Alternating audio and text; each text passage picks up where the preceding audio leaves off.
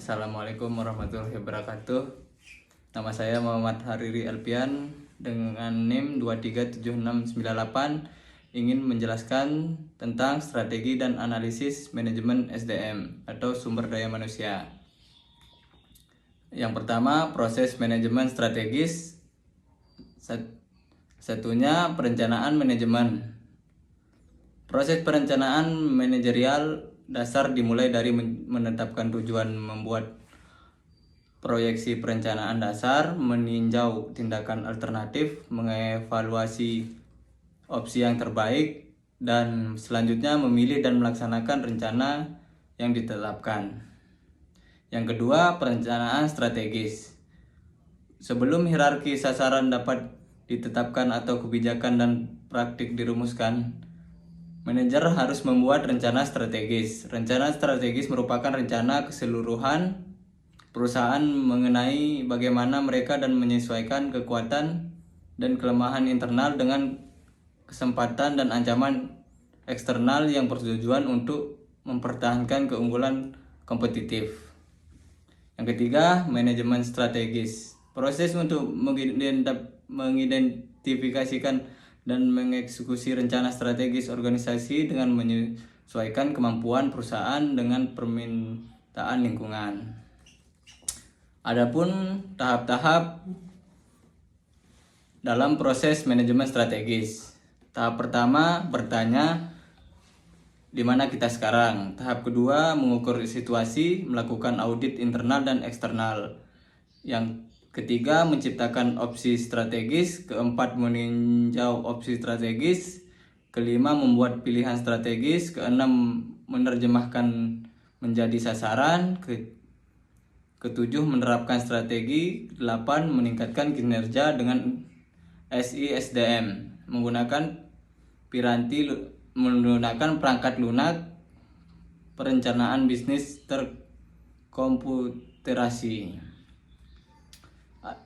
Selanjutnya, jenis-jenis strategi. Yang pertama, strategi korporat. Strategi korporat adalah strategi yang mengidentifikasi portofolio bisnis secara total, membentuk perusahaan dan cara bisnis ini berhubungan satu sama lain. Yang kedua, strategi kompetitif. Strategi kompetitif adalah strategi yang mengidentifikasi cara membangun dan memperkuat posisi kompetitif jangka panjang unit bisnis dalam pasar. Keunggulan ini semua faktor yang kemungkinan sebuah perusahaan untuk membedakan produk atau jasanya dari produk atau jasa pesaing untuk meningkatkan harga pasar. Yang terakhir, strategi fungsional. Strategi fungsional adalah strategi yang mengidentifikasi apa yang harus dilakukan setiap departemen untuk membantu bisnis mencapai sasaran strategisnya. Selanjutnya, strategi human resource management. Strategi manajemen sumber daya manusia. Merumuskan dan melaksanakan kebijakan dan praktik sumber daya manusia yang menghasilkan kompetisi dan perilaku karyawan yang dibutuhkan perusahaan untuk mencapai sasaran strategisnya. Pembahasan selanjutnya yaitu menerjemahkan strategi ke dalam kebijakan dan praktik sumber daya manusia.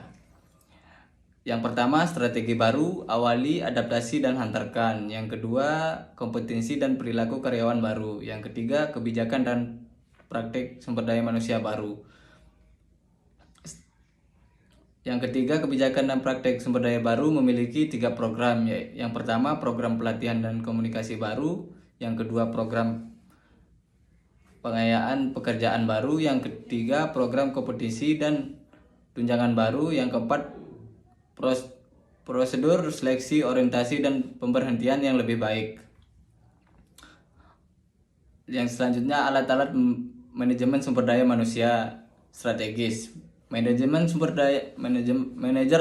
menggunakan beberapa alat untuk menerjemahkan sasaran strategis perusahaan ke dalam kebijakan dan praktik manajemen sumber daya manusia. Alat tersebut antara lain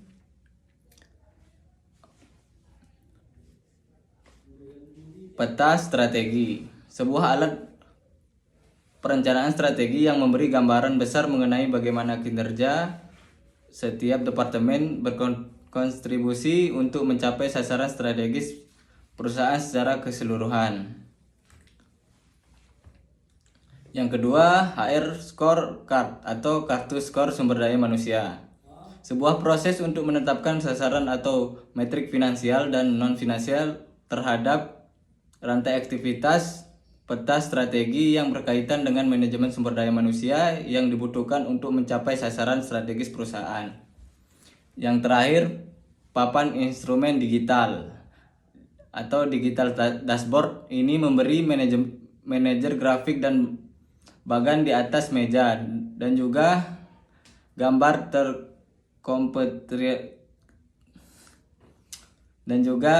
terkomputerasi mengenai di mana posisi perusahaan pada semua metrik dari proses kartu skor SDM. Sekian presentasi